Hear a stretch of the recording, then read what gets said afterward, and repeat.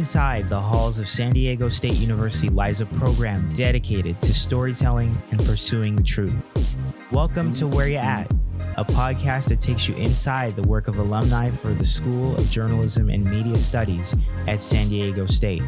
Our goal is to show the success of our alumni, inspire students with the stories, and connect students and alums on a pathway to journalism success. And now, here's your host, Josh Suchon.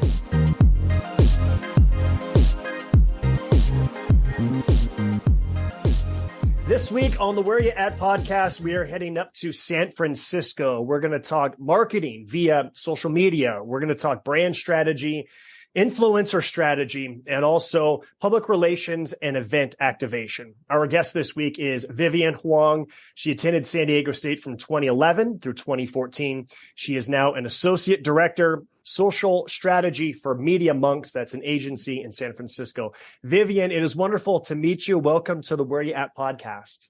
Thank you so much. Really happy to be here. Okay, so I want to start with this. You posted something on LinkedIn 4 months ago, and I thought it was really sweet, and it was very heartfelt. And I'm going to read for the audience what Vivian wrote, and then I'm going to have Vivian go into more detail about this. So she wrote, "My parents are immigrants, and to be honest, they don't really understand what I do for a living. Coming to this country, their idea of the American dream for me was to find success in a STEM field, but that was never my dream. While they never discouraged me to pursue other things, my mother herself was an artist, they never encouraged it either. This hashtag AAPI Heritage Month, I challenge the idea that we can't find success in a creative field. We have just as much right and talent as anyone else to exist in every industry. And in breaking the mold, we are paving the way for future generations to explore things that they're passionate about and enabling them to chase their dreams. Really appreciate Media.Monks for providing an outlet for allowing mine and my fellow AAPI ad people's voices to be heard." It's very heartfelt. I thought it was beautiful. Please elaborate a little bit more about that sentiment and what inspired you to post that. Here at Media.Monks, they're really good about, spotlighting different personalities, different people from different backgrounds. DE&I is a huge part of our company culture. And as part of AAPI month, and this is actually the second year in a row, I think, I've done something here at work around AAPI month. But basically, I was tapped to write a few sentences for a blog post about, my experience as an AAPI professional in kind of the advertising, marketing, communication space. There's a good amount of us, but we're definitely not the majority. But I think that mindset is slowly changing. I think a lot of us, especially a lot of us within this age group, I think we all share that same sentiment where it's like, our parents have a very traditional way of thinking about like what defines success, for them because they want the best for us in our futures, but it's not always aligned with, the current social landscape. It's not really necessarily aligned with our interests and passions, but a lot of people feel there's this obligation, of doing well by our parents. And there's a lot of pride within the AAPI community. So I think it's a little bit more challenging for most people to kind of break out of that mold, especially if you're not in an environment that is, I wouldn't say I would say if you're not in an environment that's super encouraging, I don't think a lot of parents are like, naysayers. They don't shut down our dreams or anything like that. But if you're not getting the vocal support from your family and you're not seeing the presence, representation is super important. If you're not seeing that out in the space, then you kind of feel like, oh, okay, like maybe I should look elsewhere. So I felt like in sharing my story, it helps kind of open up a new door of possibilities, especially for these younger generations that are kind of thinking about like, okay, like what do I want to do with my life? Because I don't think like for a really long time, I had a very defined path of like what I wanted to do. And it wasn't necessarily like my parents were pushing me towards anything specific, but just based on the values they instilled in me and what they saw for me in my future. Like I had a goal of like what I had in mind for myself, like my version of it. And then it completely pivoted where I ended up in this world, and I love it. It's super fun. I really enjoy it, and I'm really good at it. So wanting to be able to put that out there so that people can see like, okay, like this could potentially be a path for me too, if this is, what I'm passionate about. Yeah, well, I commend you because you're leading others and showing others the way. The other thing that I really enjoyed about the post is it kind of spoke to me a little bit because while I have a pretty good idea what you do, if I was to take a test, I don't know if I would score 100% on exactly what you do. And so yeah. I felt a little like, okay, I can relate to that. So let's do this. Let's say it's Thanksgiving, it's Christmas, you're around the table with family, aunts, uncles, mom, dad. And if they say, no, Vivian, really, what do you do? No, really, like explain to us, what is it that you do? For our students and for others, what is it that you do with Media.Monks? Oh man, it's still like, it's a tough question for me to answer too, because I feel like I wear so many different hats, especially working in an agency space. But as, associate director of strategy, I think strategy, and we talk about this internally all the time, it's such a broad term, and people define it in many, many different ways. But for me and my team, the way that we define it is we start with brand strategy. So essentially brand storytelling. We want to understand, the core of the brand, the values of the brand, the audience that they are ultimately try to reach. And then our job as a brand strategist is to figure out, okay, now how do we marry, one, the brand values, two, obviously products, because we're trying to sell something at the end of the day. But also, and then three, the target consumer, the target audience that they're trying to reach. And that is really taking a deep dive into, what do these people care about? What activities do they enjoy? What triggers them? What are they motivated by? And not necessarily in the terms of like, purchase behavior and things like that. It's like looking at this consumer holistically as a person, try to come up with a profile for this person. Like if, we're going to reach Jeff, and Jeff is our ideal consumer, like, what are his different interests and hobbies? Like, what does he do for work and all this stuff, and create this profile so that we can figure out what is the story that we need to tell Jeff so that he can understand why this brand relates back to him in any way, shape, or form. And that's actually something I learned. It's building upon something I think I learned when I was at State, because I was a PR major, and I think typically when people think about public relations, like if you say public relations to anyone, people think, oh, okay, like you write pitches, you pitch media, you work with journalists. And I remember like some of my earliest like JMS classes, and it kind of carried on as I, progressed through the years, is one thing that really resonated with me was our job is not pitching. Our job is not, writing press releases. Our job as a public relations professional is to build a relationship with the public.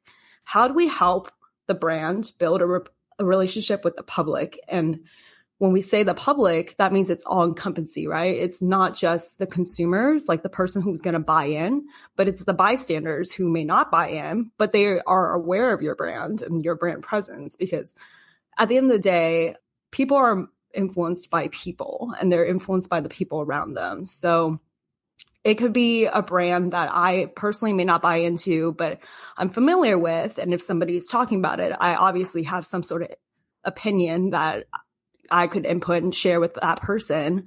And because I know that person, it would ultimately impact their view on the brand as well. So I think that's rooted in a lot of what I do day to day, is figuring out, okay, how do we, develop a story for brands that helps build a relationship with the public, which ultimately will, move down funnel, but it's starting there first. Yeah. So you mentioned you started learning these skills at San Diego State. Let's talk a little bit more about that. Whether it's classes, professors, fellow students, give us some more details about those things that you learned at San Diego State and how they impacted you. Yeah. I mean, I feel like my time in the program was super valuable. I feel like I was able to connect with so many interesting people from different backgrounds because of the program. Again, public relations, it's kind of it's both broad and specific at the same time. I think, again, people have their own idea of like what public relations is, and everyone's idea of it is a little bit different. So it's really interesting to see, because I remember like amongst my peers, there are people who were studying PR and maybe wanted to go more in like comm strategy and internal communications. There were people who wanted to be, purely like traditional PR specialists. So they wanted to, get the headlines and stuff for their clients and things like that. So I felt like it was a really interesting mix of people. Had some really, really great hands-on courses. Dr. Shaw's JMS 481 sticks in my mind because everybody knew her to be a tough cookie. But I think we were all a little bit intimidated by her, but she was just like such a great wealth of knowledge. Yeah, such a great like wealth of knowledge and inspiration. And so everybody wanted to do well in her class because you wanted to make a good impression. And like, it was kind of like a make it or break it moment to ourselves, where it's like, oh, if I can do well in Dr. Shaw's class, that means I really know what I'm doing, I feel like if we were to keep a leaderboard of professors who get the most shout outs and the most acclaim, I think that Dr. Shaw, if she's not getting the gold, then she's definitely getting the silver when it comes to shout outs and just respect for what people taught her. Yeah. What would be advice that you would give your younger self if you could go back in time and talk to yourself at 18 years old, or at any point really throughout your college time at San Diego State? What kind of advice would you give your younger self? Oh man, I've thought about this a lot, and I go kind of back and forth because I spent 3 years at San Diego State, and that was intentional. I was always like, ever since I was young, I was like a very by the books person. I had, going into high school, I had a 4-year plan mapped out of all the classes I wanted to take in high school. And for me, college was no different. I went in and I looked at the courses, and everything. And I was kind of like, wow, I want to graduate in 3 years because I want to be able to enter the job force early, work a few years, and then go back to grad school, because I think it makes more sense to get like real world hands-on job experience before you go to grad school. And then I think, 3 years come around and it was great, such a great experience that I was able to kind of check everything off. But then at the end of my 3 years, I was like, why was I in such a rush? And I think there were other opportunities that I could have taken and expanded my time at San Diego State.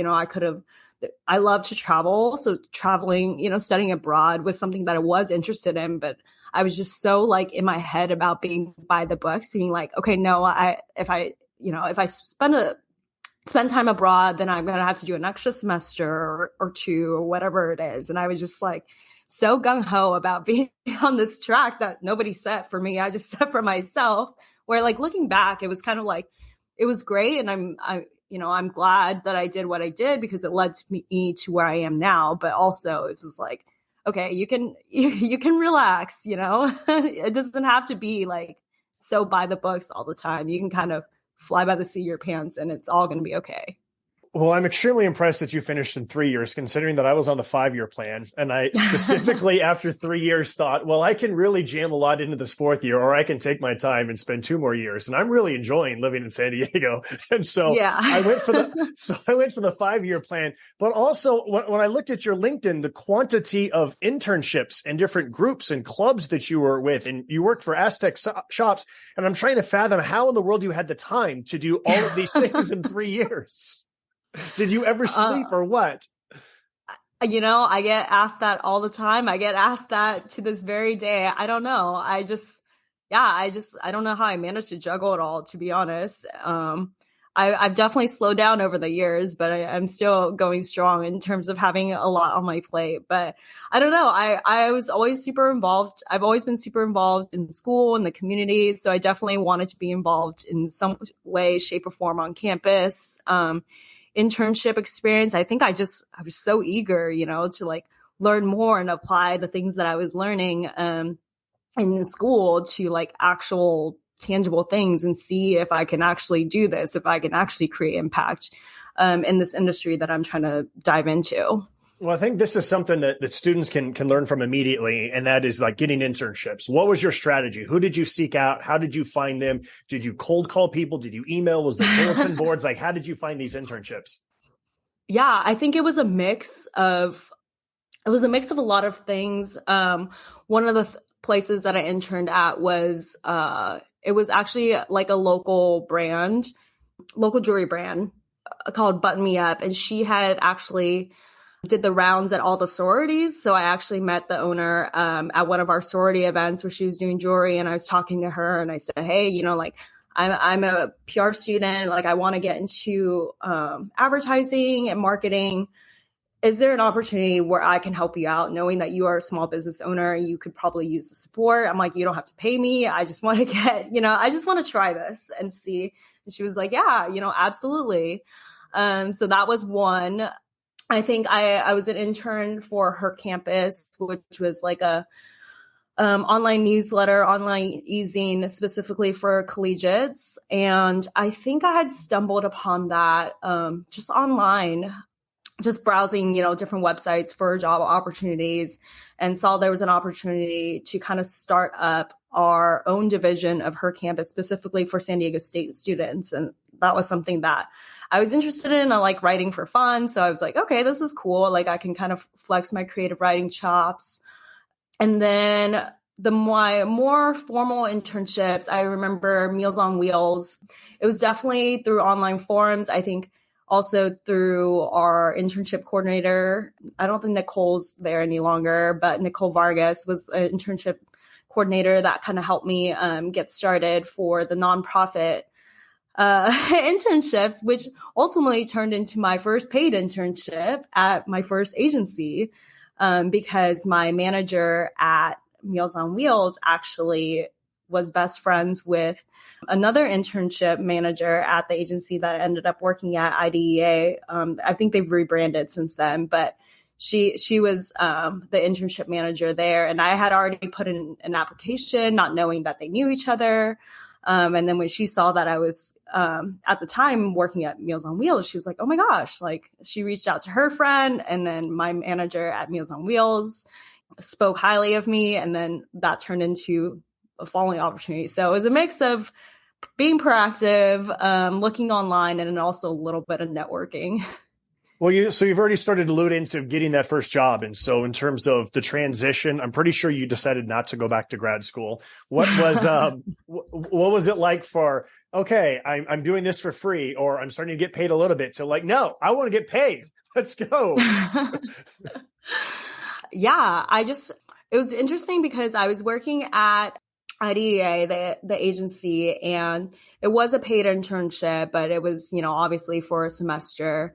And again, I was so like on my timeline, March comes around. I'm like, oh my God, I'm going to graduate in a couple months. I have to get a real job. I know I have this one, but it's not full time. I have to pay my student loans and things like that.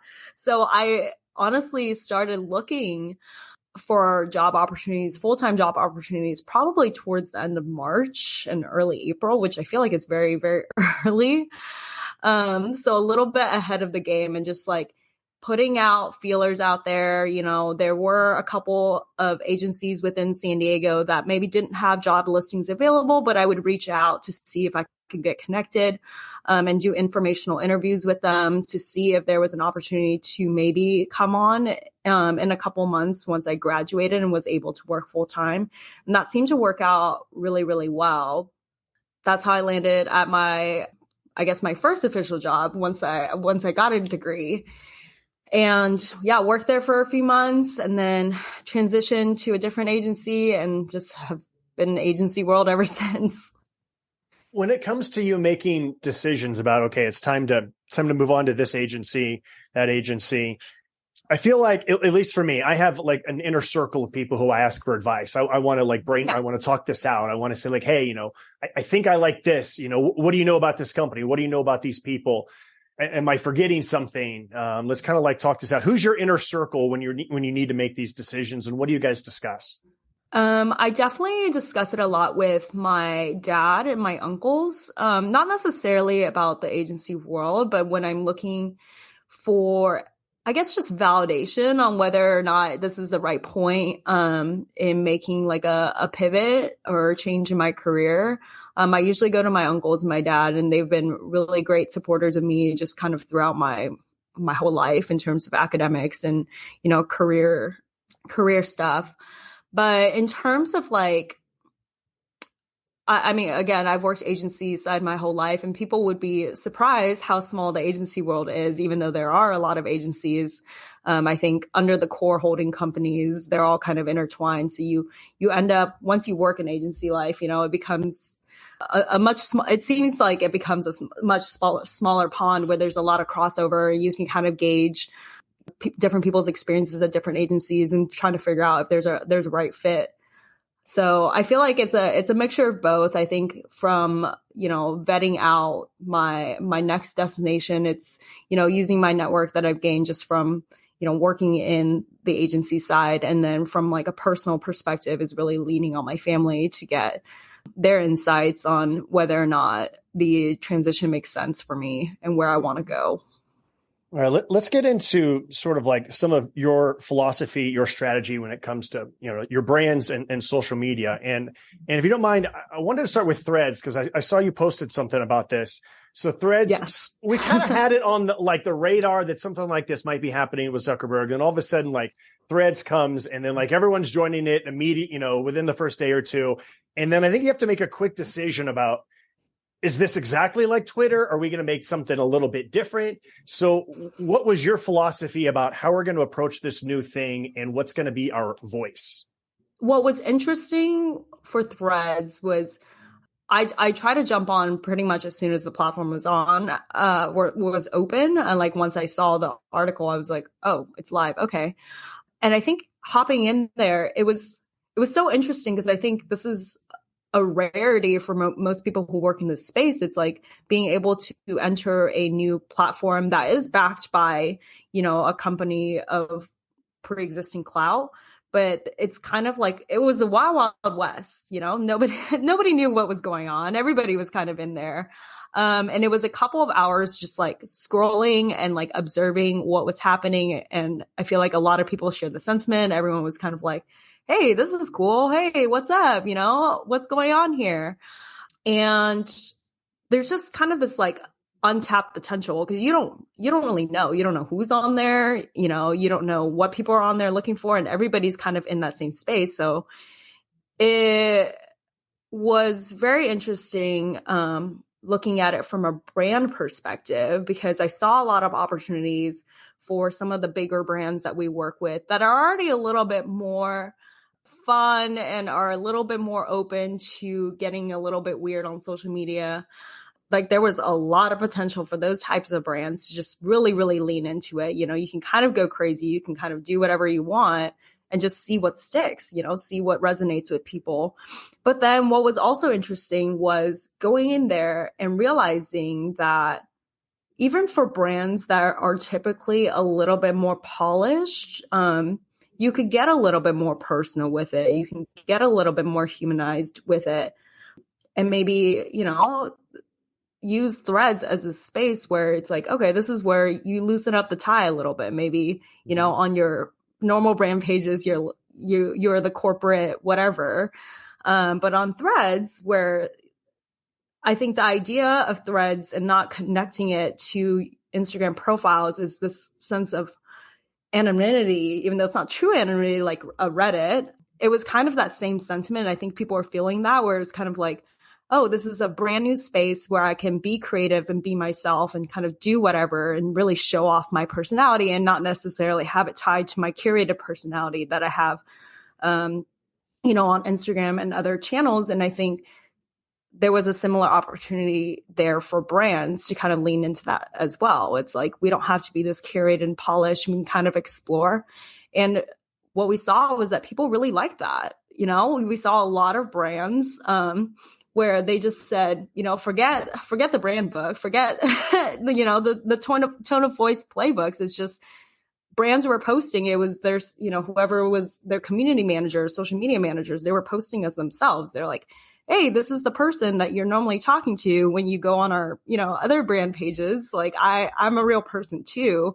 And I felt like users really connected with that because you're breaking down the barriers a little bit. Because I do think that sometimes when people see brands on social media and they're interacting with them, especially when, internet can be a little weird, people get a little mean sometimes. You forget that there's a person or multiple people behind those brand pages. It's not a robot, it's not a real, like an artificial brand that's like sitting there. It's like real people sitting here communicating and interacting with the community. So I thought that was really fun and refreshing to see when Threads kind of came on. Most college students, if not 99% of them, are on social media. Probably the better question is how many different social media platforms they're on. What should they know about, okay, this is your page, but just because this is what you do, that's different than what you're going to do as a company. What do they need to know about? It's almost like a two-part question, and I don't want to do this. That's bad. So let's just go one at a time. What do students need to know about how to distinguish their own personal page versus what they might do for somebody else? I mean, I think the answer is in the question, right? Because what you do for your own personal pages is a reflection of you. Now, say we're not even looking at, like if you're trying to be a social media manager for a brand, say we're not even looking at a brand. Say you're managing your best friend's page. Now you and your best friend have different personalities.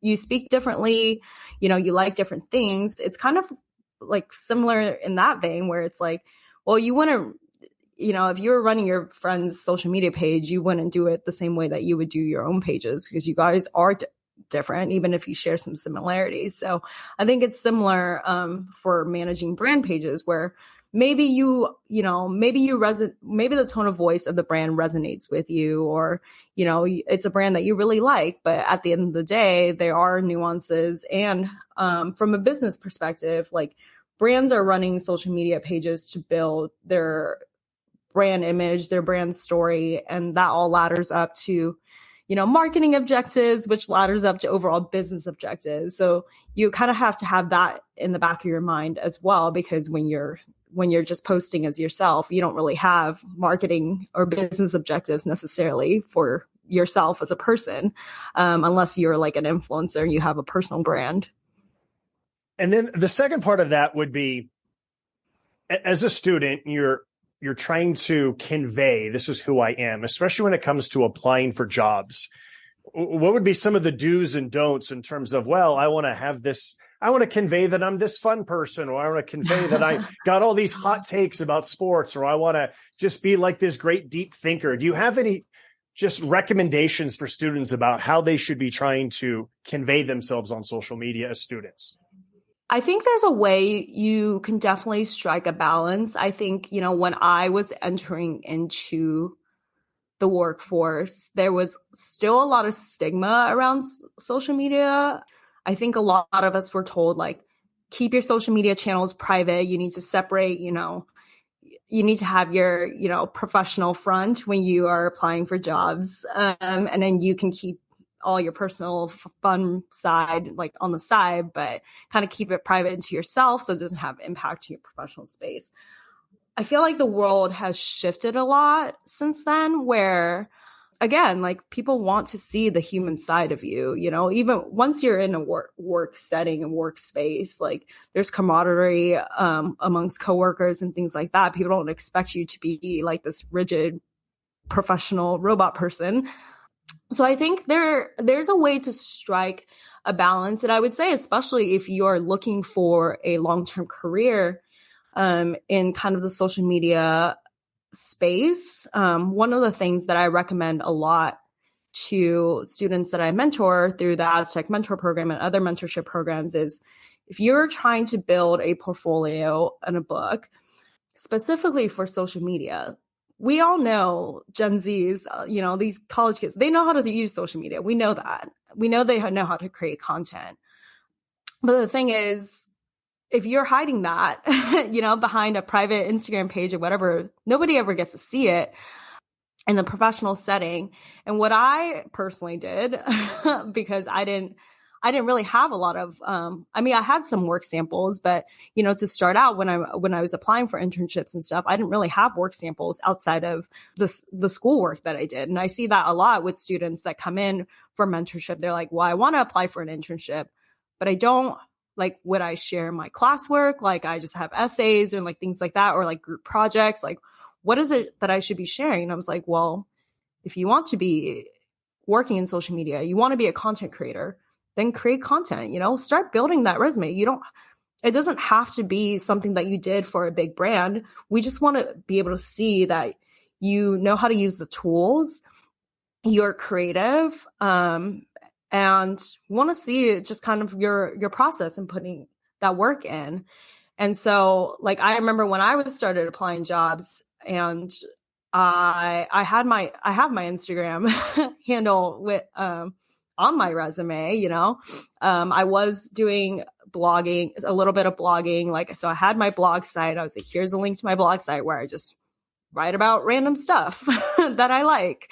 But then people are able to see kind of like my creative writing style and the things that I talk about.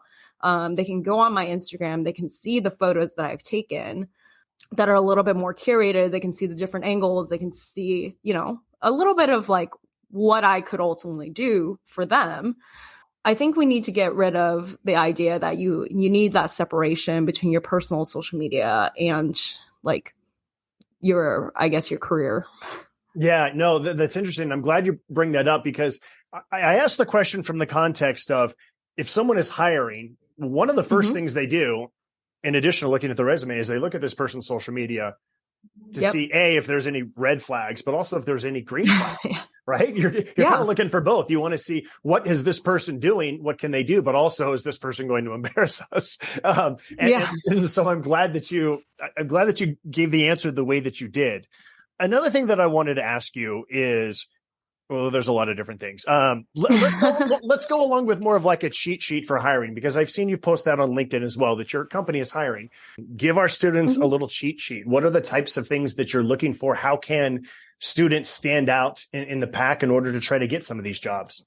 Yeah. So I think technical skills are always very helpful. So, you know, on top of, you know, knowing how to manage and use the platforms, if you have any content creation skills, I think that's kind of the space that we're moving into, where it's like TikTok kind of opened the doors where everybody became a creator, but being able to see if you have the additional content creation skills is super helpful. It's definitely like a plus. It's not a must have, but it's definitely a plus in the current job landscape. So, you know, knowing how to use CapCut, knowing maybe even deeper, if you know, Adobe Creative Suite or different parts of the Creative Suite is super helpful.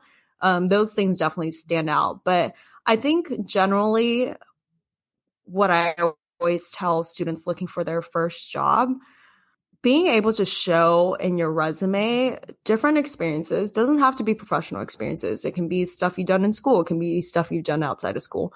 Being able to show how the experiences that you have can be applied to the specific role that you are trying to apply for is super, super important. Because at the end of the day, I think, you know, if you're looking for an entry-level job and we are hiring for an entry-level person, we don't expect this person to come in and, you know, right off the bat be able to do everything and be completely autonomous. What we're looking for, or what I'm looking for in a resume, is somebody with a little bit of background and experience, somebody who's clearly passionate about, you know, what they do or what they want to do.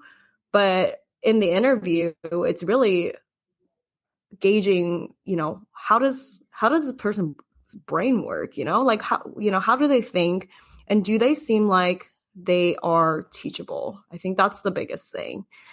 Because I've definitely interviewed people before that kind of come in and they have, you know, this laundry list of things that they've learned how to do. And they're like, I know how to do this. I know how to do this. I know how to do this.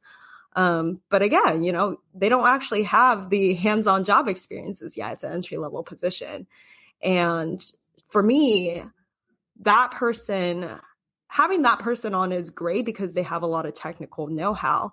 But I would rather have the person who has maybe a little less technical know-how, but is willing to be a team player, is eager to learn, wanting to kind of really dive deeper, because the autonomy can come later. That's something that you learn in the workspace as you become more familiar with the industry, you get more hands-on experience. So that can ultimately come later. I'm looking for someone who's coachable, someone who's eager, someone who's passionate, has a little bit of background, but doesn't need to know everything.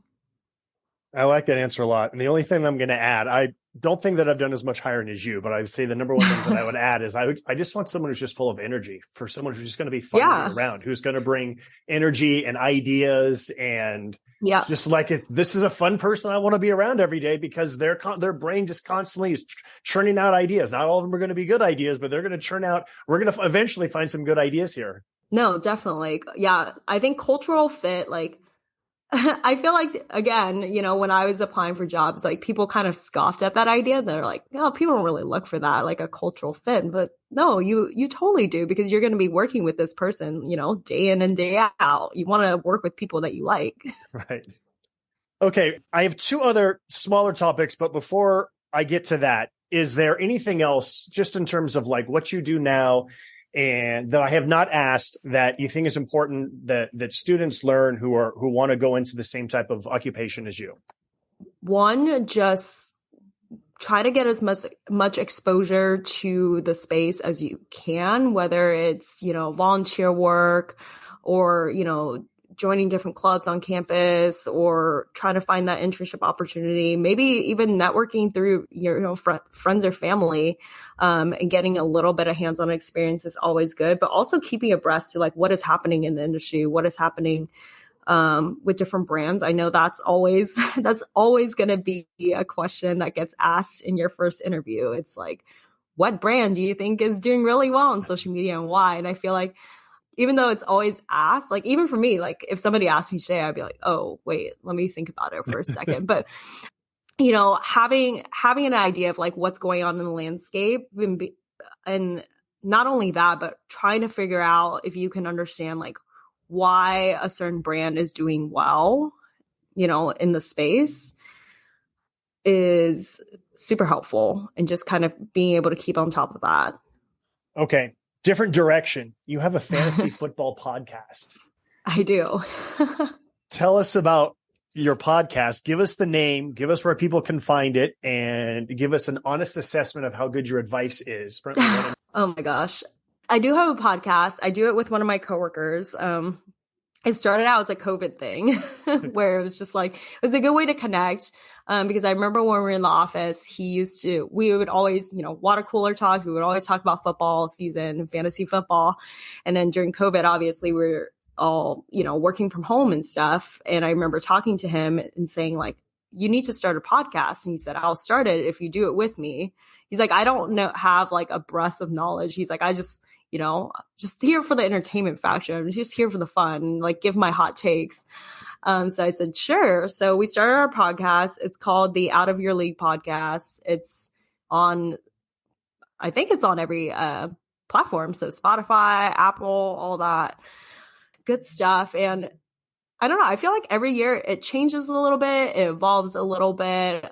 We started last year doing 2 episodes a week versus just 1, just because we found that we had so much to talk about every week. And it was okay, I don't know how many people are listening to this podcast, but I don't think people want to hear us talk for 2 hours straight. Nobody's going to listen to you for that long. So we kind of broke up the structure, and we're keeping it for this season where Thursdays during the regular season, we'll do, news around the league. We'll do our injury reports. And then we look ahead at the upcoming week's games, go through every game and kind of talk about which players we like, which players we don't like, back that up with some stats. So I have a lot of tabs open. Every NFL season, I have a window that's just called football stats, and I'm looking at rushing yards allowed by team to their opponents. I'm looking at passing yards allowed by team to their opponents, last 3 games, last season and things like that. I'm looking at individual player stats and all that good stuff. So putting that into the mix for Thursday's episodes. And then Tuesday episodes are, again, always news and injury updates, of course, and then just kind of a recap of what we saw over the weekend. Try to watch most games. If not, catch them on Red Zone and Sunday Ticket. So yeah, it's really fun. I also run our work fantasy league. We have 108 people. Oh my goodness. It's a bit of an undertaking. It didn't used to be that big. We started out like years ago. It was probably, like 25 people or so, but it's grown exponentially. So trying to figure out how to get everybody involved has been really, interesting and fun. But I am happy to say I'm the reigning champion here at work. And I actually, I think I've played fantasy probably since college, or a little bit before college. So probably like 11 years, but happy to say that I do have 8 championships under my belt. So you have 8 championships out of 11 years? I do. Yeah. All right. Next year, I just want you to draft for me. I'll just be the financial backer. I'll just have you draft for me. Oh my goodness. Yeah. That is fabulous. For students, when I was on campus and I talk with students, and students love podcasts, they love listening to them. They all want to start them, talking to different professors who say that students want them. Whatever the topic is, whether it is fantasy football or whether it is anything else, give us what should students know about starting their own podcast, and most importantly, how it can help them? I think we'll start with the second question first. Again, I think it just, adds to your portfolio. I think a lot of people don't realize, especially if you want to work in, marketing or advertising or anything in the media world, like anything media related can be part of your portfolio. It shows your creative chops. It shows, your work ethic, your dedication. It takes a lot to organize this podcast. I can definitely relate to that. Yeah. You think you're like, oh, I'm going to start a podcast to be easy. And then you start digging into it. You're like, oh, okay. So now I have to record, I have to edit, I have to, you have to plan out production. Like I map out like, okay, this week we're going to talk about this and things like that. So it shows a lot of different skill sets, like a lot of skills outside of technical skills go into making a podcast or any other creative production work. I think getting started, I keep it pretty simple. I don't know about you, but because we started in COVID, we would literally just hop on, Google Meet, record the meeting, export the audio file, and then edit it in GarageBand, chop it up a little bit if we needed to, added like a little jingle in the upfront, and then just uploaded it onto Anchor, which I think is now owned by Spotify. It's changed name. I think it's just called Spotify for podcasters now, but we just uploaded it there and it was pretty seamless, wrote a little description and just have kept it going ever since. But it does take work. You have to, you have to put in a little bit of time to kind of figure out like where you want to go, because I think having a niche like fantasy football really helps guide us in the conversation, because every week there's, consistently things to talk about. Whereas I feel like if you were trying to go broad, like lifestyle might be a little bit tougher to nail down like what your sweet spot is. So I think having a niche would definitely help too, if that was something that people were interested in. Okay, the final thing that we like to do each week on this podcast is brag about other San Diego State alums that are making us proud. It can be one, it can be multiple, it could be people you know or don't know. So the floor is yours, Vivian. You go first. Brag about another Aztec who's making us proud. Oh, man. Well, since we're talking about football, I remember one of my classmates, Morgan Rubin. We were the same class, same PR class, same graduating year. Morgan Rubin, we worked together on a couple of class projects. We obviously had all of our capstone classes together, but she and I think, connected because we were kind of in the similar space. She did end up going that way, but she wanted to go into law, which is what I originally wanted to do before I completely pivoted my path. But she actually went into law and was doing more of the public affairs work for quite a bit, I think out in DC and New York. But in last year, she actually became a director of communications at the NFL, really focusing on their DE&I efforts, which I think is super cool. Love that you picked her because I just got finished interviewing her, and she is actually going to be a guest that's actually appear right before yours. So yeah, it was really fun connecting with her and learning about her path. So I'm glad that we're on the same wavelength about alums that are making us proud. Definitely. Okay, so for mine, we're going to stick with the football theme. Now, the biggest story in college football has been Deion Sanders, Coach Prime, the University of Colorado. And when Vivian and I are recording this episode, it was right after the game against Colorado State. And leading up to it, the Colorado State coach tried to poke the bear and was saying things like, where I come from, you take your glasses off, you take your hat off when you go into meetings and when you say hello to people. And Coach Prime used that as a vehicle to broaden his eyeglasses. It is with a company called Blenders Eyewear. And so there was a big production. Oh, yeah. All of the players got new sunglasses. They all wore them in a meeting. And of course, this went on all of Coach Prime's eyewear. Well, here's the thing. Blenders was started by a San Diego State alum. His name is Chase Fisher. He started selling sunglasses out of his backpack at the beach in San Diego. He's a journalism and media studies alum. And I've got a pair myself, and it's a really cool story. He just recently, the Daily Aztec actually just wrote a story about how he went and did like this pitch on this. It's kind of like a Shark Tank type of TV show, but it's called something different. And yeah, he's with Coach Prime. And again, his name is Chase Fisher. It's Blenders Eyewear.